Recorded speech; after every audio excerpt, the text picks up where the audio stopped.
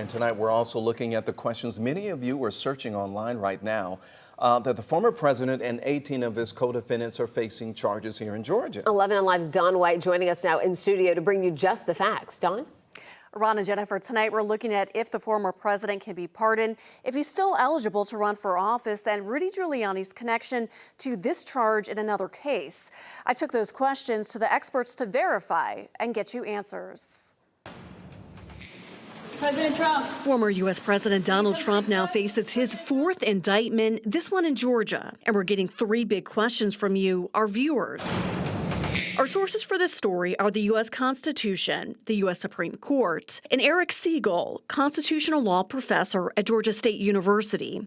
The first question, can Trump pardon himself in Georgia? If they're state charges, then the federal pardon power does not apply. There's a committee that does it, and you have to serve 5 years first. Pardon applications go to the 5-member Georgia State Board of Pardon and Paroles. Governor Brian Kemp has power to appoint members who serve staggered 7-year terms.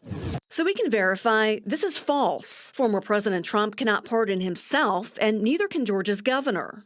The second question, does this indictment prevent Trump from running again for president? A person cannot be disqualified from serving as president unless they don't meet the qualifications outlined in the Constitution. Those include being at least 35 years old, a natural-born citizen, and living in the U.S. for at least 14 years. Section 3 of the 14th Amendment, which says that if you engage in rebellion or insurrection against the United States, you're disqualified from office. He might be disqualified under that provision, but these lawsuits won't disqualify him. So we can verify this is also false. The indictments don't disqualify Trump from serving as president again. And finally, did Rudy Giuliani, Trump's former personal lawyer, play a role in a law he's now accused of breaking? Giuliani charged dozens of New York mobsters while serving as chief prosecutor in the 1980s. Under a statute called Racketeer Influence and Corrupt Organizations Act, he promoted himself as the godfather of the RICO statute in New York's Southern District. The original RICO statute was designed primarily to deal with organized crime. Obviously, New York is one of the places organized crime exists the most.